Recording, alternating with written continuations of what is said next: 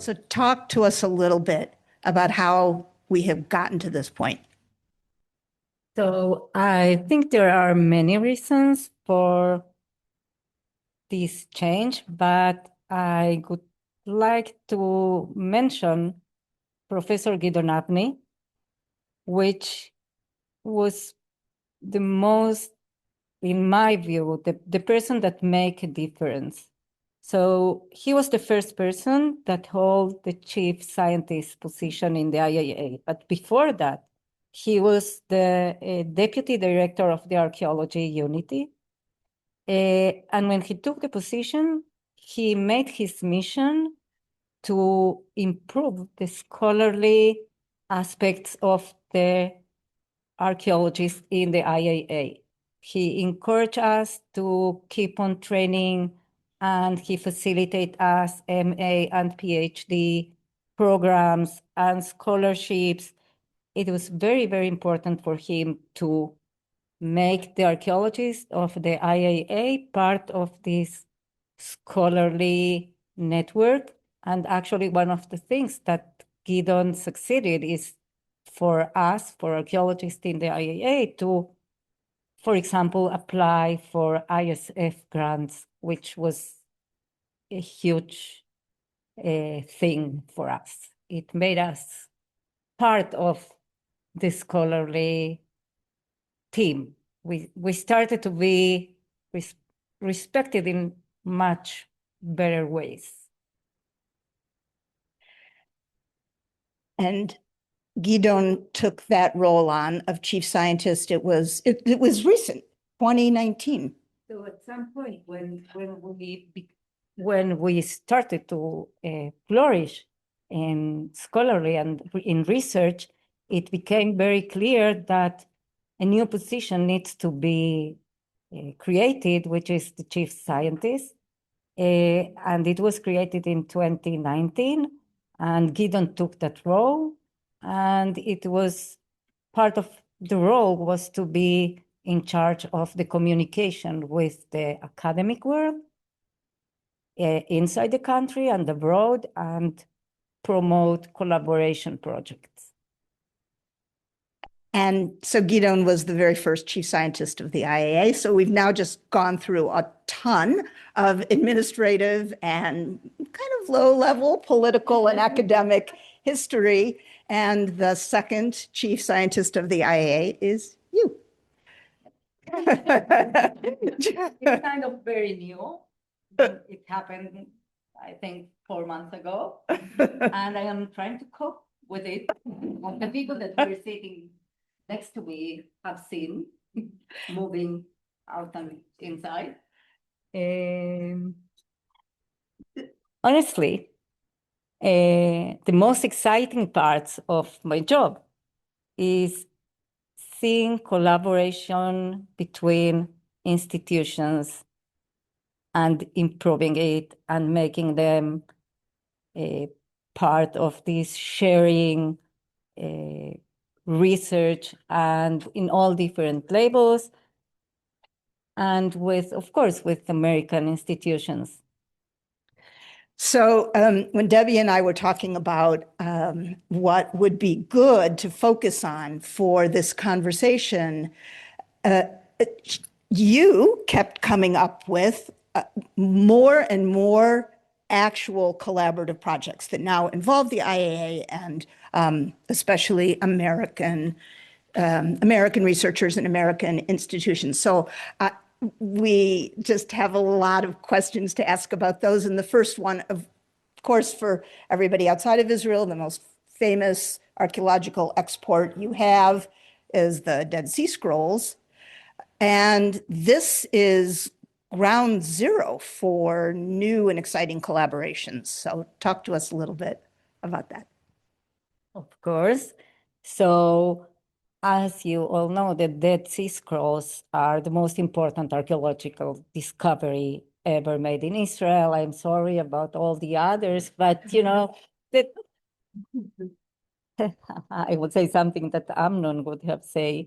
There is Katzor and there is the others. No, there is the Dead Scrolls and there are the others, but it's okay. And actually, what's remarkable is that even today, not all the texts are accessible. There are many scrolls and fragments that are very fragile, and we can not open them without destroying them. And that's where the collaboration comes in. We're working closely with Brent Seals and his team at the University of Kentucky, using advanced computer algorithms that allow us to virtually open scrolls that cannot be touched by hand. Just imagine how crazy that is. So together with the Dead Sea Scrolls unit, led by Joe Ciel, which is over there. Joe, raise your hand. They started this project, and it really transformed the field. Most famously with the Engedi Leviticus scroll, but it is reshaping the research. It's not just with the Dead Sea Scrolls. Joe and the team from Kentucky are working also in scrolls from other libraries, for example, from Herculanum. So in many ways, this collaboration is not just about the discovery, but it also opens entirely a new field of how to deal and how to research scrolls and manuscripts. And it's worldwide. It started as an American and Israeli collaboration, and it's really a blow-minding project. That does kind of have everything. It has technology, and it has collaboration, and it has discovery, and it has international academics working together. One of the things that we've been hearing all day long is how people coming from different places see differently. They bring new eyes, they bring new views, they look at the same view, but focus on something else. You have a collaboration near the Dead Sea, near Arad, right? That we have, but now it's a kind of we do. Okay. No, you're moving to another collaboration. So you're moving to a field collaboration, which is kind of continuing what you're talking about, an international collaboration. It's more traditional because it has to do with proper archaeological field research, and it has to do with the Jezreel Valley project, which includes sites as Tel Shadud and Horvat Tebet, and it's a co-joint project between the IAA, Tel Aviv University, UCLA, and two other universities in Germany.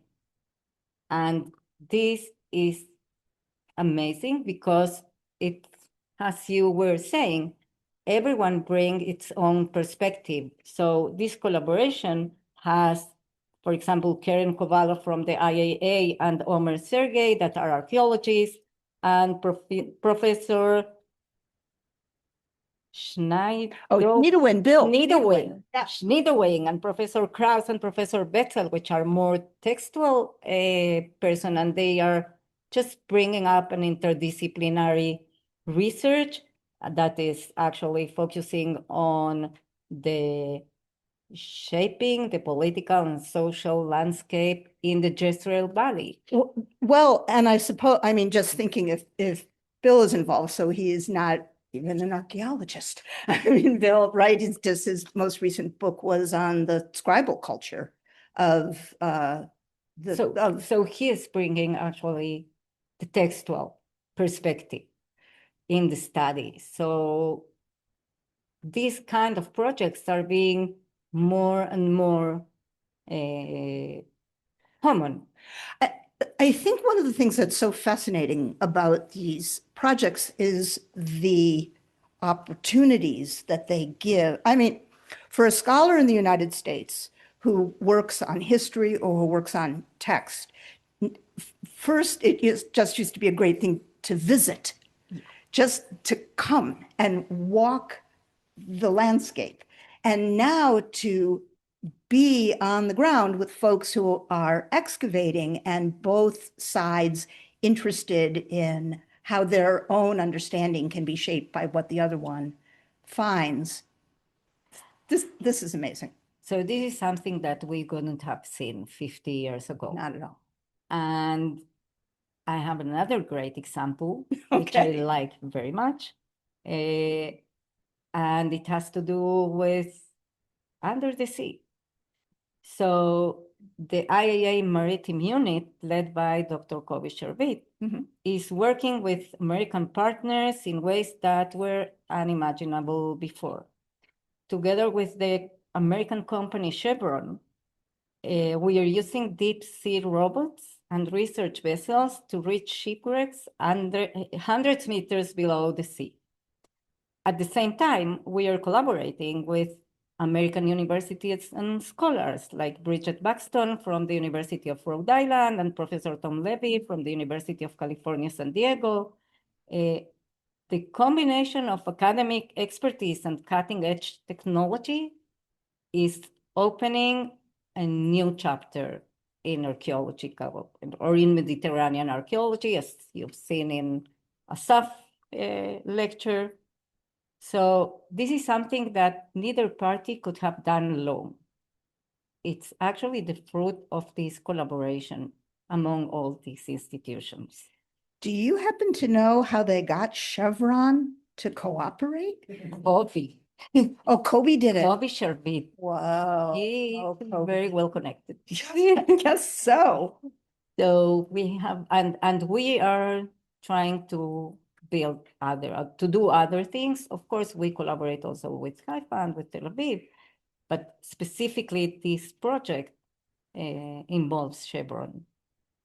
Awesome. In the equation. I believe Tom has something to do with it also. Okay, so all of these initiatives involve established scholars, universities, people who have arrived, they have their position, they're looking ahead to their larger projects, but our field is a pipeline field. We need folks coming in at the student end. I don't know how many students are in the room right now, but anyway, I hope some of you are on Zoom. And I understand that you have some new and good and exciting ideas for student training that will use the resources and the assistance and the goodwill of IAA archaeologists for this. So talk a little bit about that. So people that know me here in the room, they know that one of my passions is to help the early career students. I came from there. I am very attached to them.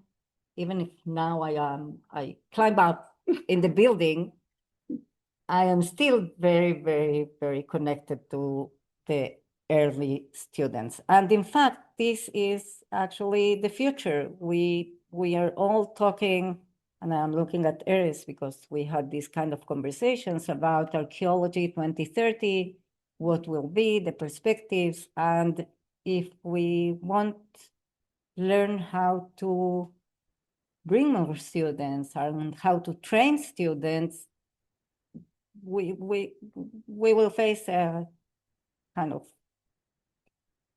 the end of a crisis because we are in the crisis. So when I was in ASOR, Jamie and I had a very interesting talk with Jane Evans DeRose from the ASOR.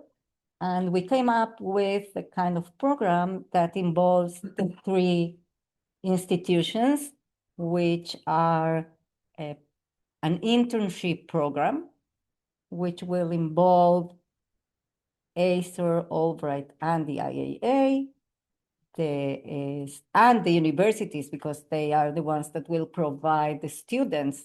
They are students from abroad that we want to bring to Israel to make an internship in the IAA facilities, and they will stay here at the Albright, and they will do research here. And it's a program that involves curator, digitalization and pottery analysis, and new technologies, because we have all these facilities in the IAA, and we want to train people to work with us. So there will be 3 tracks. There will be 3 specific separate internships. There will be 4. 2 of them will be in the curator track. The other one will involve also the LCP, because I believe you all know, but so Debbie is very kind. The LCP is the Levantine Ceramics Project. It's an open access database that anybody can add material to and anybody can consult. And it's for ceramics any place in the Mediterranean or the Near East or Europe, from the start of ceramics, pottery, Neolithic, to, I used to say, to the British Mandate. And then Anna, I see Anna's looking at me critically with that. And then some people came along and said, well, we have this site from the first half of the 20th century, and it has Gazaware and has everything else. And I said, great. So we extended. So something like 7,000 years. When I have in the past brought my own students to excavate, and then they get interested in a particular project, and I have on occasion taken them to the IA storerooms at Bet Shemesh, which are like the last scene in Raiders of the Lost Ark. A vista of archaeological material awaits there. No matter how we in our classes train them, nothing can prepare them. Nothing can prepare them for the amount of physical material that is here. So this program is just exactly what we need, not only to train these students, but to inspire them.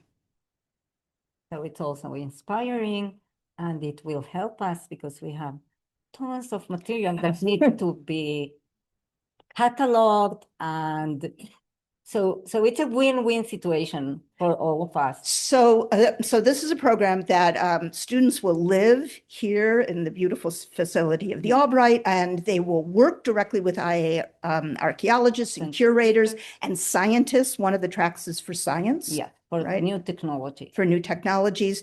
And are you envisioning that every year there is a cohort, so there are 3 people, and how long is the internship? So the internship is supposed to be for 12 weeks, which is like 3 or 4 months. And it's an intense and important. It's like a stash. Yeah, actually, because it's not just 2 or 3 weeks. If I am correct. Am I correct? So we actually received the answer that it passed the first permissions from the ASOR like 2 days ago. So we are there. So Jane DeRose Evans, if you're listening, thank you very much. Thank you. Jane is the president of the of ASOR. Okay, so let's pivot. So we talked about the scrolls, and we've talked about field projects and underwater projects and for students. And there's yet another lane of collaboration that is brand new on the horizon that is sewing up all of these different constituencies that has to do with heritage. Yes, so this is even newest, I think, and it has to do with heritage, and we are collaborating with other institutions that we were not used to. And through actually the Albright work of Jamie and Shua, we are coming with a cultural heritage program together with the Albright, the U.S. Department of State, the Israel Antiquities Authority, and other Israeli institutions like the nature park, national nature parks, and the Kakal Jewish National Fund. Mhm. And we are all working together. This is a heritage trail in the Galilee. Is that right? Yes, yes, it is. It brings together conservation, digitalization, and cultural diplomacy. So at its heart, it has a Jew and Christian heritage of the Galilee, and it is focused now on the conservation or the facilitation of the sites of Hukuk, the synagogue of Hukuk, and the Church of the Apostles in Bethsaida. And this has to do with making these sites available or accessible for the public. And it's very important for the US Department, the State Department, for the embassy, for the Albright, for Israel, because we are very welcoming these kind of initiatives today. And I am very, very excited about it. So you can see me and Chu and me and JB looking one to the other. And we are really smiling. And this also brought something else, which means that we renovated our collaboration, the Albright Institute and the IAA collaboration, which was, it happened during all these years. But I think that today we are strengthening it. And we signed an MOU on Thursday, and it was very emotional. And Eli Escocido, the director of the IAA, is very, very, very open, and he really likes all these kind of new initiatives and new collaborations. And we are so happy that this is happening. You know, this.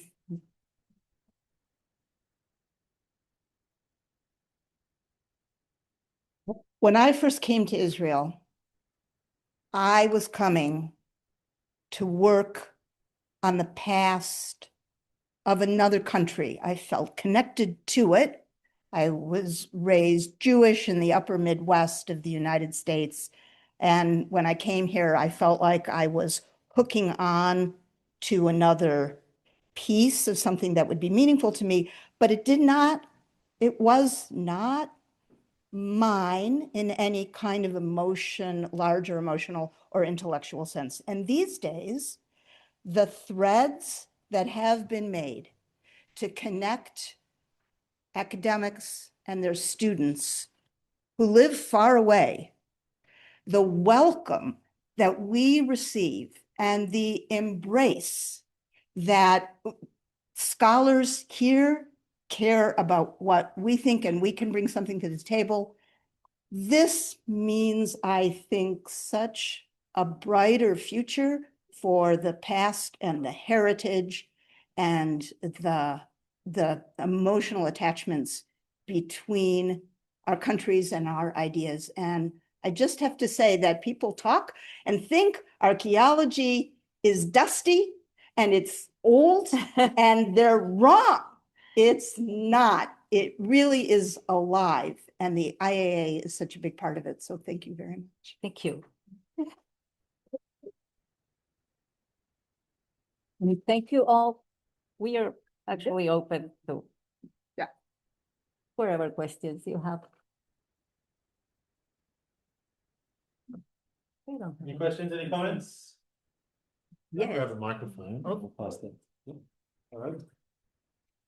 So I would like to know who will fund the the collaboration of the IAA and the students. Is the IAA is going to give a grant for this? No, so no, the internship, it's what we've been talking with the IASER board. It has to do with the Albright is facilitating the place for living.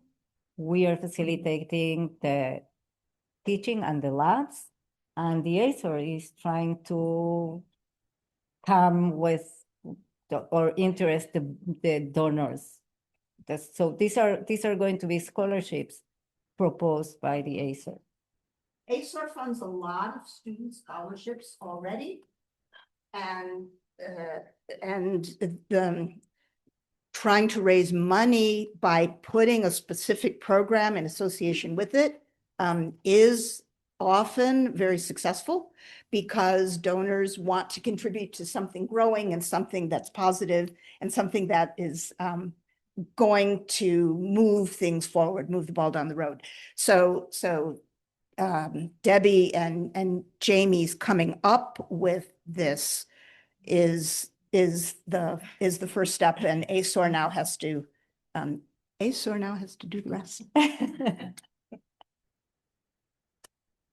So if you know of any donors who would be interested, yeah, hang on. I'll just pass the microphone so they can hear on Zoom.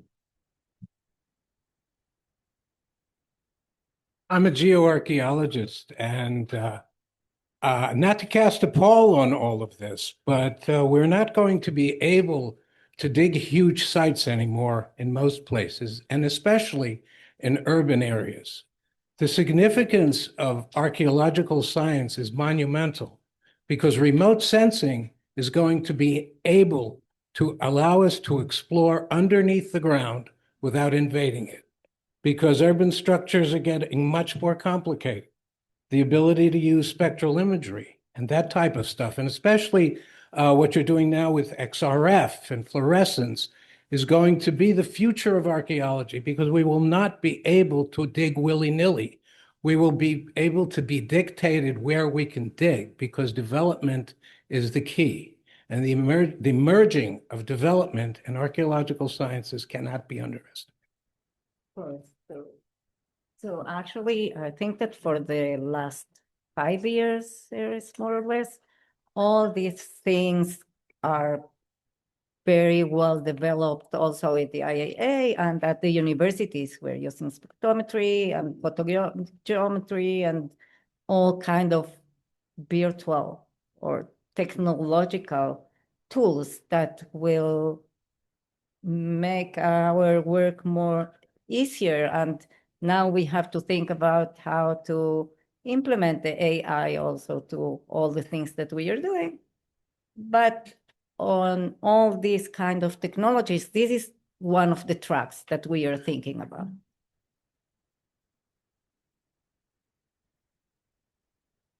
Any other questions or comments?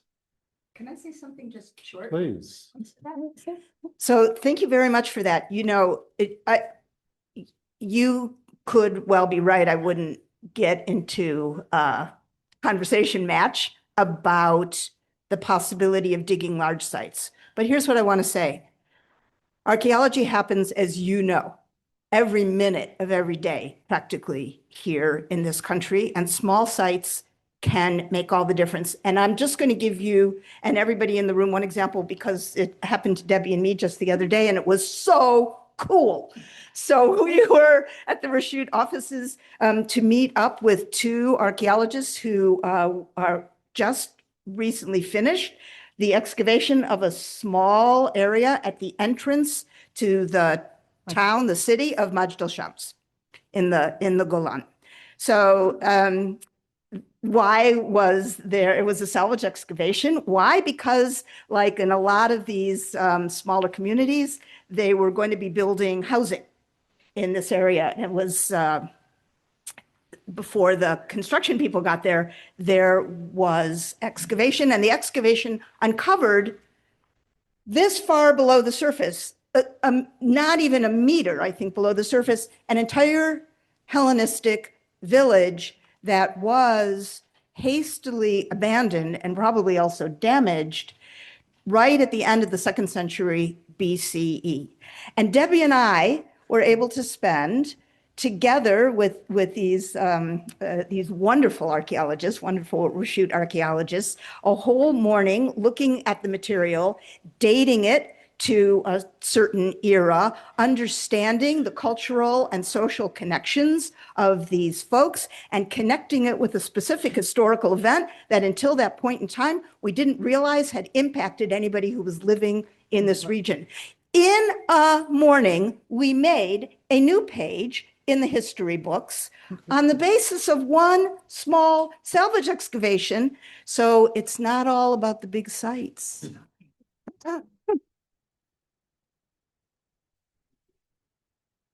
Shadi.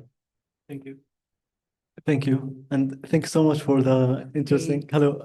Now recognize I you. think so. Yeah, I think we met before. Yeah.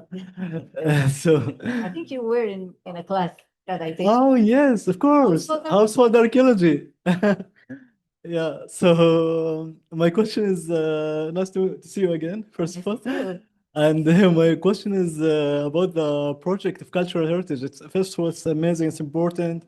Also connecting it to the context and worldwide.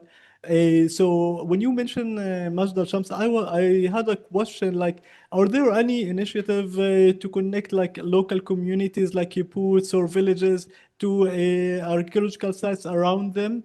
Like to be more involved or to know where they're living, whether from either background, like whether it's like Muslim, Jewish, Christian. So it's interesting if there are some efforts. Yeah, and thanks so much. Yes, of course. So there are what we call educational or community archaeological excavations, which involve exactly what you're saying. They involve the community around, they involve the schools around. We're trying to make people connected to their heritage. So there are all these kind of things that are happening long time ago. I think I remember the first one in Lod, for example, and also in Givat Torah in Modi'in. And I think that Hukuk is one of these things. So yes, we're trying to to make the community involved in the reconstruction and the heritage of the landscape. And isn't it also, this is a great question. So originally when that excavation was happening, as I understand it, the excavation was going to happen, the area was going to be cleared, the new houses were going to be built. But the archaeologists, these two tremendous archaeologists were so, first of all, they were really careful and did very, very extensive work to document this. And now the hope is that the IAA will be able to persuade the construction company to put aside part of this so that there can be some, because it's right exactly at the entrance. So just imagine how wonderful this will be, not only for the people who live in Majd al-Shams, but for there's a lot of visitors who come through this area to see how literally rooted in place the importance of this exact locale is. So we hope that that will be successful. We promise to help. We promise to help. We have to, right after this, we have to go right. And I am looking at them there, they are standing. So in my mind, I'm always thinking about collaborations. So these two fantastic girls are Chalcolithic period experts. So it's kind of a thing because it was very good that they dug the site because they dug it very carefully, but they really have nothing to do with the Hellenistic period, and they want to deliver this to a person that can respectfully do the work. So we were thinking, and Agnes' name came up there. Collaboration right beyond the horizon. Yes, this is what I wanted to say. Any follow-up questions or comments? We'll wrap it up there. First of all, I think we need to thank both Debbie and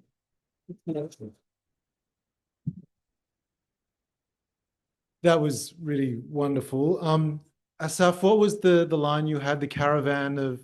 This is not a caravan of despair. This is certainly not a caravan of despair. There's a lot of amazing positivity and hope in what we've just heard, and that's phenomenal. Thank you both so much. Thank you for inviting us. What we have now is an address by His Excellency Ambassador Mike Huckabee. He is arriving in about 10 minutes. As I'm sure everyone knows here, you comport yourself to a timetable of the embassy, not the other way round. Please do not go anywhere yet. Go and grab a cup of coffee, grab a biscuit, loiter, sit down, and then in 10 minutes or so, we will have the keynote final address of this afternoon, which is the Ambassador Huckabee, and wrapping up this theme of US-Israeli cooperation. Sit tight. Sorry. And some more food in case you're wasting away. Thank you.